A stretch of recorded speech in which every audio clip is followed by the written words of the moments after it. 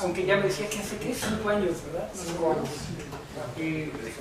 La vez pasada. Él nos va a hablar sobre la electrónica y el grafeno, la electrónica del grafeno. Y tenemos una petición de que nos dé la charla en inglés. Las láminas están en español. Entonces, si no hay nadie que tenga una objeción, entonces le pediríamos a Gerardo que hable en inglés. Bueno, muy bien. Y bueno, pues gracias, Gerardo. No, de nada, gracias, muchas gracias a esta invitación. ¿Qué prefieren, esta o esta? ¿Sí? Sí, mientras no le des al techo, ni a la primera fila. Bueno, muy bien. Bueno, ok. Entonces, okay, I'm going to talk in English. So the title of this talk is Toward a New Electronics Based on Carbon. This is the graphene. So this work was made with Francisco López Rodríguez and José Eduardo Barrios Vargas from the Institute of Physics. These were my PhD students. And let me start a little bit. This is the outline of the talk. I'm going to give an introduction about why it's so important graphene and why there's so much talk about it. Also, we're going to talk a little bit about the Nobel Prize. Then we are going to talk, if we have time, about all these topics that we have been working in the Institute of Physics. Basically, we have been working with defects of doping. Then we also studied electromagnetic waves on graphene. Also, we studied electrical resistance in graphene, and especially we proposed a Dirac equation in Chernov space because we are going to see one of the most exciting things in graphene is that the dynamics of the electrons are described by quantum relativistic equations. There's a big history about that, and if we have time, we are going to show some designs that we made concerning nanotransistors and nanowires, and then we are going to give the conclusion. So let me start just a little bit with some reflection about the importance of carbon in new materials. So this is the, some years ago, Airbus was making this plane that it was supposed to be to replace one of the medium range planes, and they proposed this design based on aluminum with lithium. But Boeing at the same time proposed this airplane, which is more or less similar to this one, but this one is almost completely made from carbon fibers. Yeah. So in fact, nobody wanted this plane, and eventually Airbus went to redesign this plane, and they lost something like 4 or 5 years. So this thing completely won the market because this company was not able to produce something with this new technology. And in fact, these are some words that the director of the company of Boeing said that the future is plastic. So basically, nearly 50% of this airplane is made from this composite made from carbon. So this was a huge lesson because nobody thought that it was possible to build a plane made from plastics. And eventually, of course, there are many difficulties, but there are many advantages. If we look at a traditional plane, we can see that they are built by small plates of aluminum. These take a lot of work because you need to solder and everything. And if we look how this new plane is built, it's basically it's made just by how do you say it, by wool? Spinning? Weaving? Weaving the fibers. So in fact, they cut, for example, the windows and so on. So there are many advantages. The first one is obvious, is that the carbon is much more, is lighter than aluminum, and everybody knows that carbon bicycles are much better than aluminum, much better than the iron, but of course the price is higher, but this is due to the technology basically, not due to the material. But the price and the difference is huge, having a composite bicycle. So it's the same in history here. There are other advantages. For example, this is more resistant than this for the compression cycles. So for example, this this cabin can be pressurized at a higher pressure, and that's much better because also the content of humidity in the plane is much better. The windows are bigger here because also they think it's more resistant to this kind of stress. So there are many advantages compared to this one. There are other disadvantages. For example, if a lightning strikes this plane, this is a huge problem because there is no way of, this is not a Faraday box, so they need to put some wires inside it to avoid that problem. But in fact, Airbus thought that this was not possible to build this plane, and now it's flying. Of course, they had a lot of problems, but eventually here's the plane. The radar is transparent? No, the dome of in all planes, the dome is made from a different material. In any planes. If you look at a real aluminum plane, the dome of the radar is made from, I think, glass fiber. It's completely, it's not. The same thing here, you can see it here. The cone of the radar is not here. Yeah. So this is a big lesson. And this is interesting because if one look at the table, periodic table, is obvious why carbon is so important. Because here with hydrogen and helium we can't do any solid. But with lithium beryllium they are very soft. So we end up with boron and carbon. Yeah? And of course we know that carbon, for example, one can make diamond, which is a very strong material. And that's the huge importance of carbon, of course, in life. But there is another interesting thing. We have been we learned in the school that the elements that are in the same column of the periodic table, they share the same chemical properties. And if one look at the silicium, we know that the electronics is made from silicium. So it's very pertinent the question of why is it possible or not possible to make a computer made from carbon. And of course one can say, well, in fact, it's possible. Our brain is made from carbon. Yeah? So it's possible, of course. So the question is why we are using computers made from silicon, and if it's possible to make computers of carbon, do they have any advantages or not? So this talk is concerned with this question. Why, or is it possible or not, or that's the idea. So, and in fact this is interesting because if we look at the technology of computer science, technology of computers, we can see that in fact most of the advancement in the technologies was just the ability to make transistors smaller. So this is the first transistor. Yeah? You can see that it's more or less the same of this guy, I think is Barbino copy, I don't remember. But this is a very famous photo. Yeah? So here we have, in the 70s, they were able to put all these transistors in these areas. Yes, so for example, these integrated circuits, they have thousands of circuits.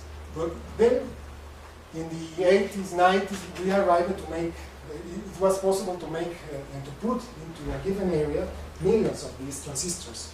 But basically, the material is the same. So in fact, there is a very well-known law that is called the Moore's law that tells you that the number of transistors that you can put in a certain area doubles each 14 months, something like that. I don't remember, 14 or something like that. That means that the growth is exponential. So if we put here the year, so this is the 70s, 80s, 90s, 2000, and here we have the logarithm of the year, and we have the logarithm of the number of transistors. They follow a straight line. So basically it's a power law. And in fact, for example, here we have Pentium 1, Pentium 3, Pentium 4, etc. And so on. It's very interesting because in fact it was possible to extrapolate this graph to other computation, in mechanical computations, or using, for example, hand machines. So in fact this is very interesting because one can go many centuries ago in the power computing. Eh? One can go to the past. To the past, okay. Exactly. That's interesting. But the point is that we have Pentium 1, Pentium 3. So for example, each of these ones are chips of the Pentium 4. So these are around 40 nanometers. And now they are producing transistors of around 20 nanometers. But there are many problems.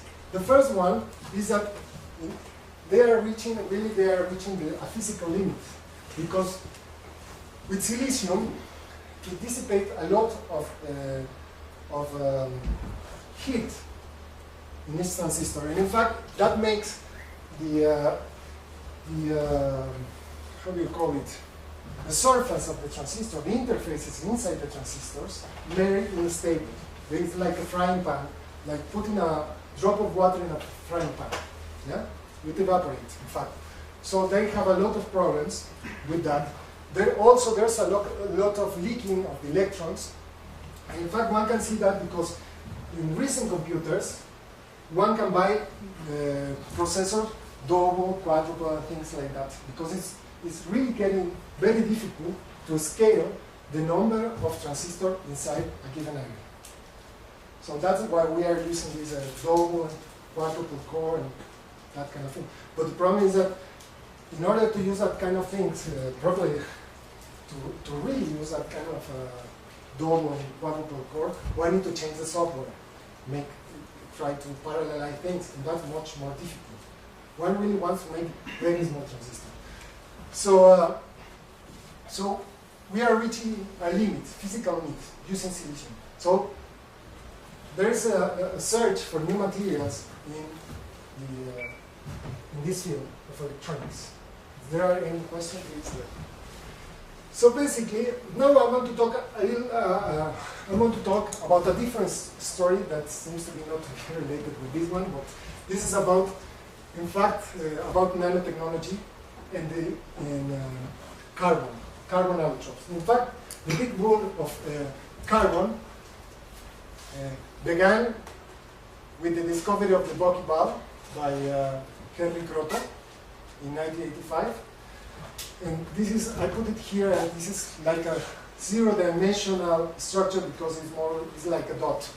But of course we know that with carbon we can make, this is a very good example, especially for students, about how the structure can determine the properties of a solid. So for example, if we put carbon has 4 electrons, and one can hybridize s electrons and s orbital and p orbitals to have this sp3 bonding when each electron is shared with another carbon, and this orbital goes to the direction of a tetrahedron. Then one can make diamond, which is the most transparent material, the best isolator, is very strong, one of the strongest material, and also is one of the most expensive. On the other hand, one can also use with carbon, if these orbitals hybridize in this way, so we have, in each plane we have covalent bonding in the plane because we have 3 electron pointings to the direction of a triangle, and we have 1 electron here that is almost free. This is called the sp2 orbital, and this is going to be very important for us. Well, we can have graphite. Graphite basically is just a piling of 2-dimensional sheets of carbon in an hexagonal lattice. And this material is black, this is metallic, and this is very cheap, and also very soft. In fact, we use it to draw, we use them in pencils, because this is very soft. So it's very expensive, very cheap. Now, this is 3-dimensional materials. So this is also very interesting because this material is very, when one writes, the interaction between these planes is not very strong. So in fact, all these shades are peeling away when one writes due to this thing. So basically, this is going to be interesting for us because we have 1 free electron here, so the interaction here is very weak inside the plane. So eventually, in 1993, the people discovered that it was possible to make nanowires, 1-dimensional nanowires. But nobody thought that it was possible to obtain only one sheet of carbon, basically because there is a theorem, we are going to discuss a little bit, there is a theory in statistical physics that says that it's not possible to have an ordered system or a system with a long-range order in 2 dimensions. This is called the Marmin-Wagner theorem, and there are many formulations. So, in fact, in 2005, this material was discovered. And it was discovered in a very simple way. I'm going to show you how they discovered this material. In the computer algorithm.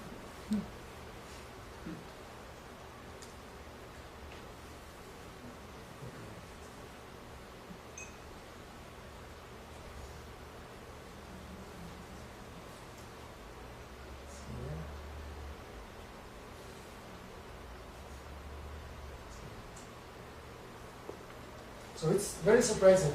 We are going to see that it's very easy to win a Nobel Prize. Well, everyone can do it. But the important thing is to be the one to do it first. Yeah? Okay, so basically, they took carbon and they used a Scotch tape. So basically, one puts a Scotch tape, put the carbon inside the Scotch tape,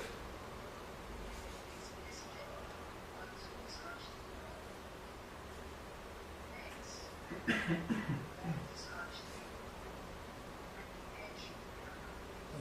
you do that way.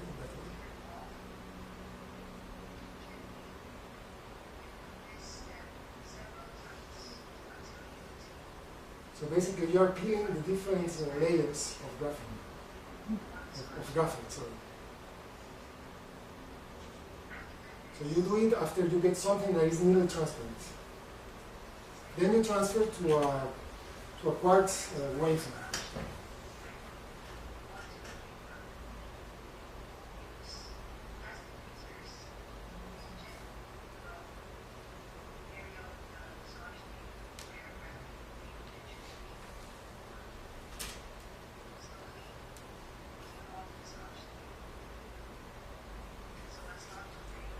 And then we need to put this wafer inside an optical microscope, and just by interference it's possible to see that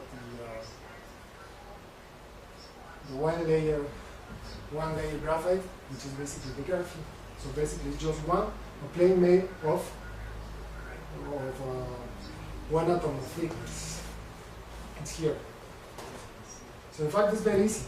Surprisingly easy. So they won another prize. Of course, they characterized it very nicely, the material. And they found a new quantum Hall effect that I'm going to explain a little bit why there is a different quantum Hall effect. Okay, here we have the graphite, how it looks, the graphene, sorry. And in fact, when one write, they discovered that in fact there are many graphene layers. So basically, the people began to measure, for example, electrical conductivity, because this opens a new directions, because it's the first truly two-dimensional material. And there are a lot of interesting things. So, for example, they measured here the electrical conductivity, and they observed that this material has the highest known electronic mobility, which takes into account different factors. So, for example, velocity of the electrons. The velocity, in fact, of the electrons is the velocity of the light divided by 300, and also the density of electrons. Many different things. But the thing is that it has the highest mobility, electromobility for any material. Also, it has the highest thermal conductivity. So it means that one can the heat. I don't know how to say this. The heat, one can float very easily, but that's a good thing for making electronic devices, because it's very easy to cool it, because one can remove the heat very easily. But why is the conductivity, your electronic or heat conductivity, better in graphene than in graphite? The explanation is very simple, because electronic conductivity depends on the interaction with the vibration of the lattice. So That's But called they're almost phonos. free. I want to explain it. But they're almost free, no? In where? In graphite. They're almost free, but but you certainly have another direction. You have interaction. Here you will remove any other interaction with the up and down. It's like the difference between living in a house and an apartment. You know, because you have noise all the time. I know it because I used to. It's a huge difference because you have noise. Yeah. So in fact, they discovered also that it's the strongest material. And of course, it's bidimensional. It has a lot of many properties.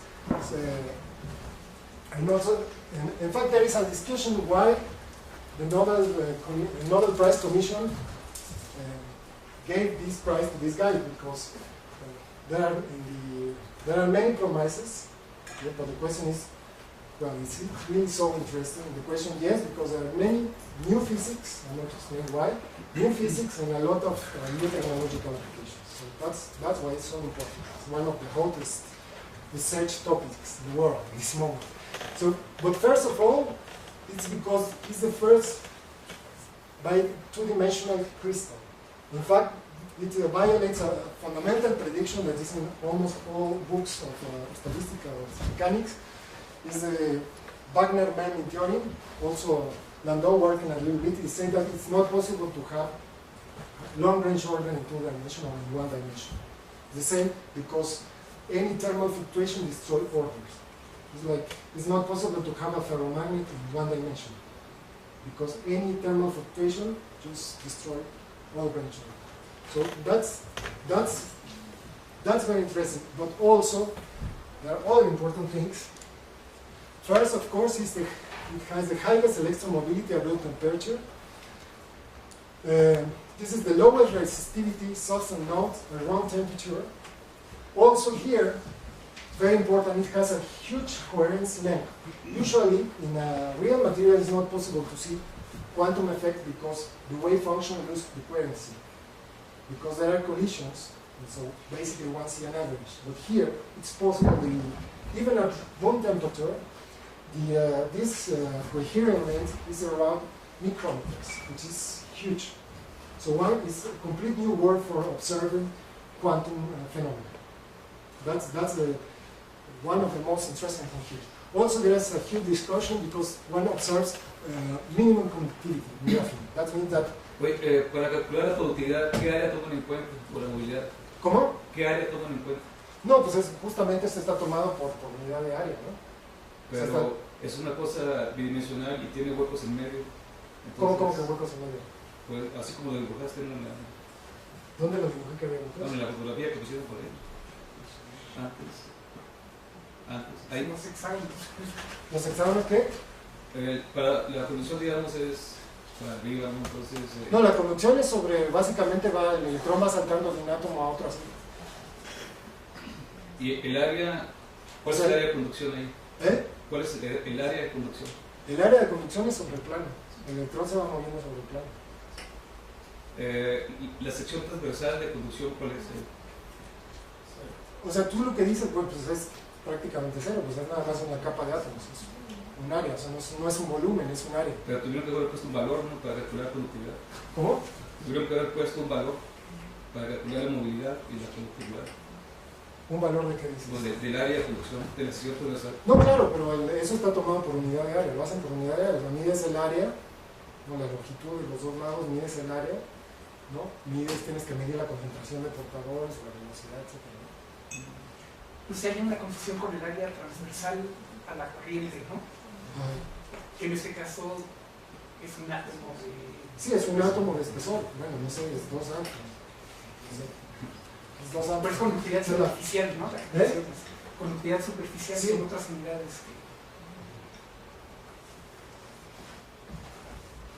Bueno, además eso lo miden experimentalmente, ¿no? Pones el campo y lo mides, ¿no? Es como lo midieron, es como que demostré, pone 2 electrodos. Además está suspendido el grafeno, ¿no? Sí, pero para dar los valores hay que poner ciertas constantes, entonces ahí quién sabe cómo se toma. No, pero yo digo experimentalmente, ese resultado es experimental, cuando se midió es un resultado experimental. No, tú pones el campo... Es que mides corrientes o voltajes, pero parámetros geométricos están raros. Bueno, Luego lo discutimos si quieren. Bueno, entonces, why graphene?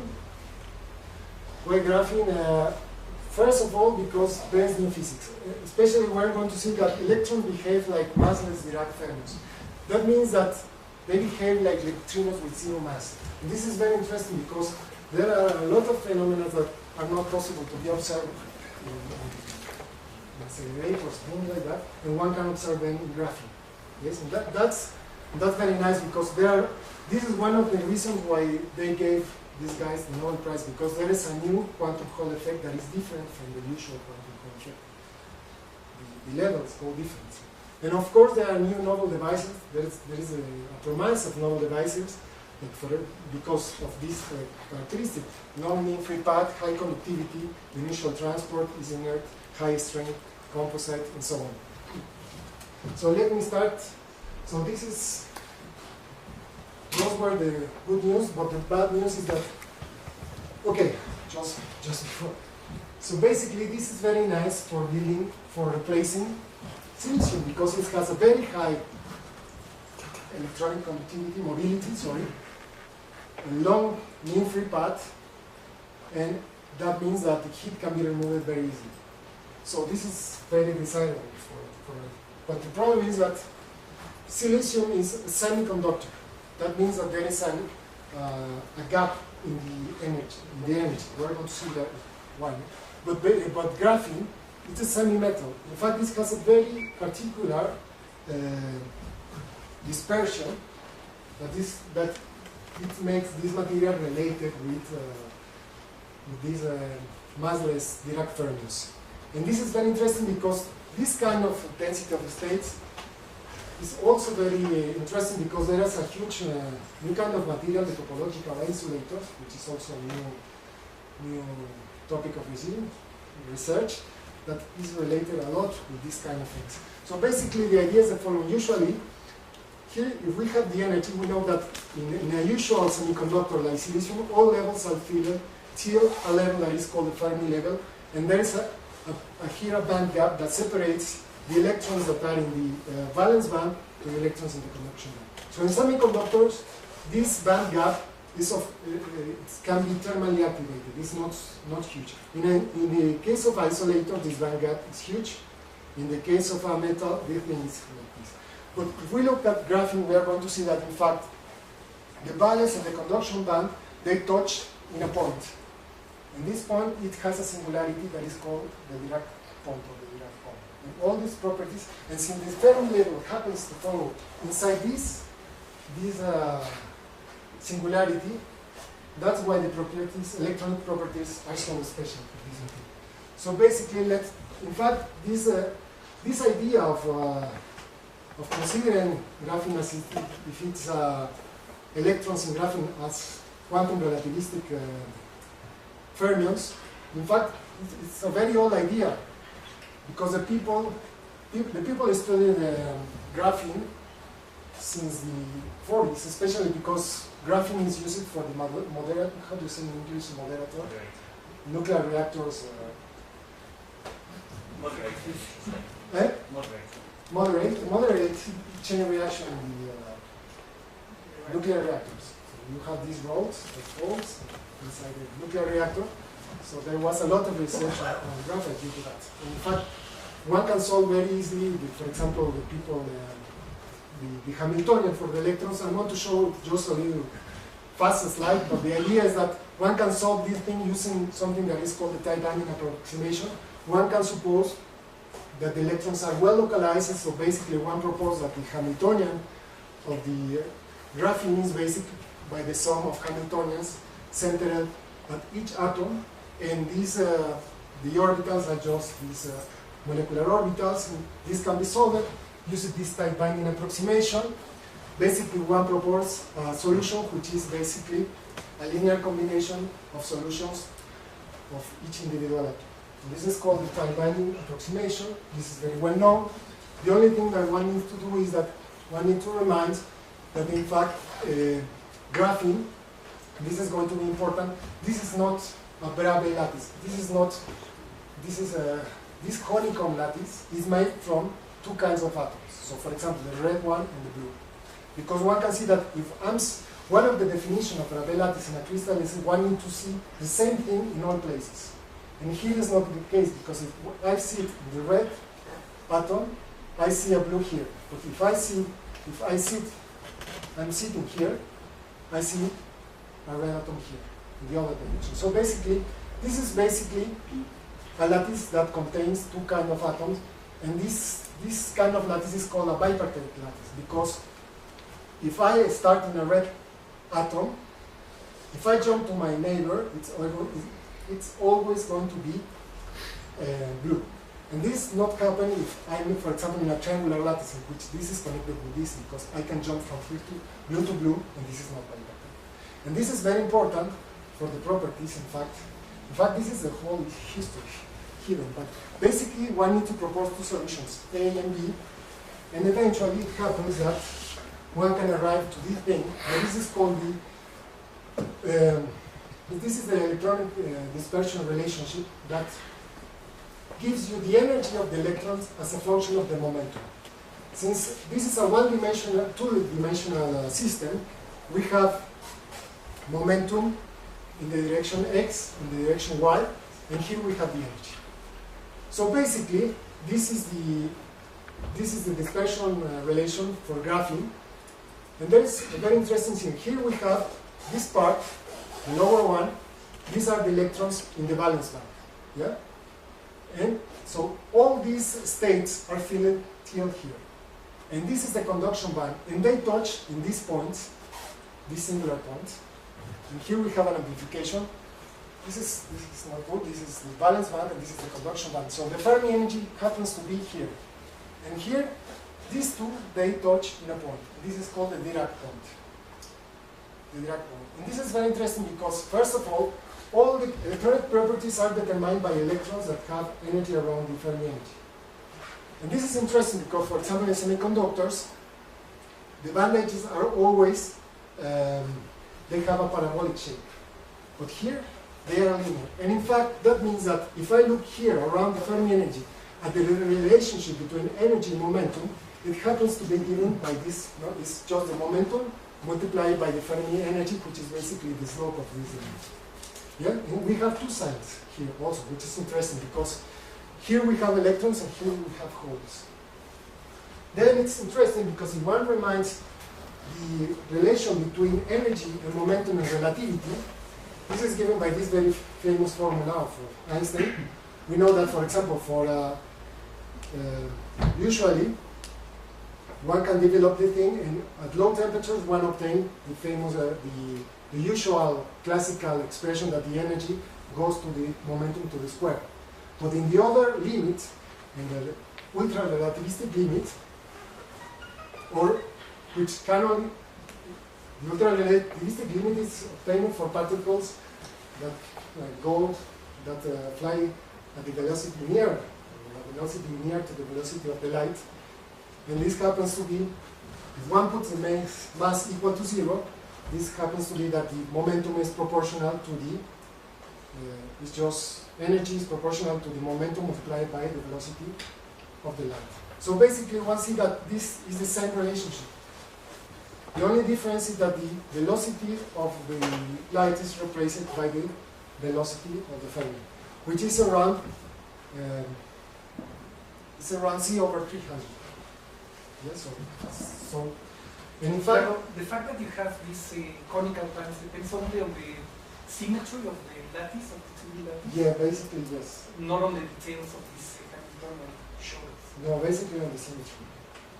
Yeah. And in fact, you can, now the people discover that you can make other different materials, boron and things like that, using these kind of ideas.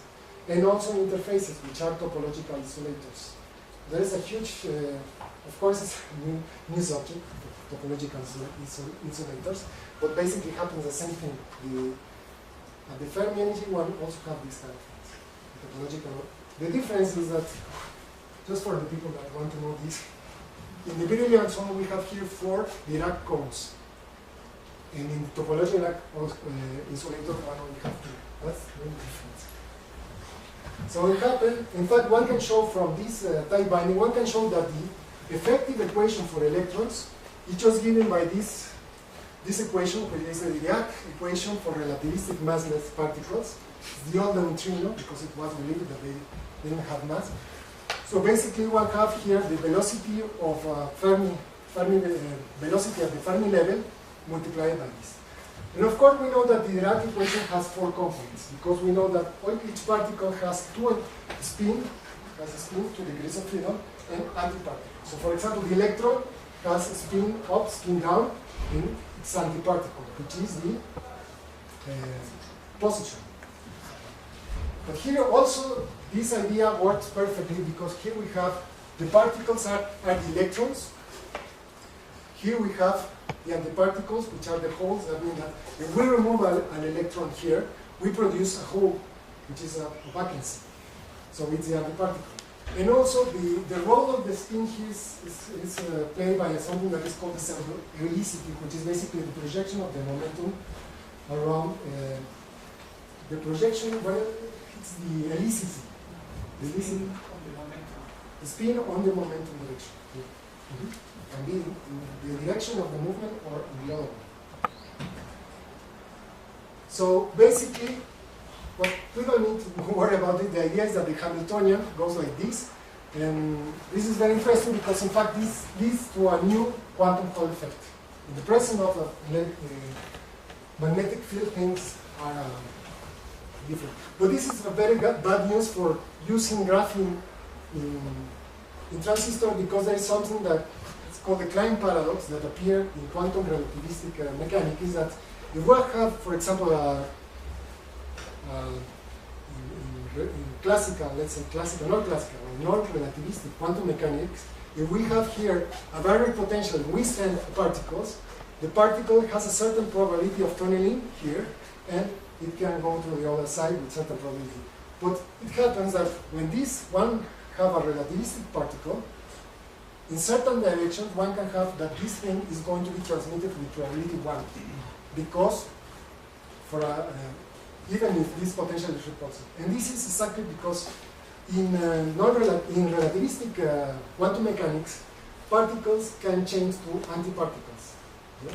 So one can change. So if this thing is repulsive for this thing, for the antiparticle is attractive. And since the mass is 0, one can generate a pair. This is related with pair creation.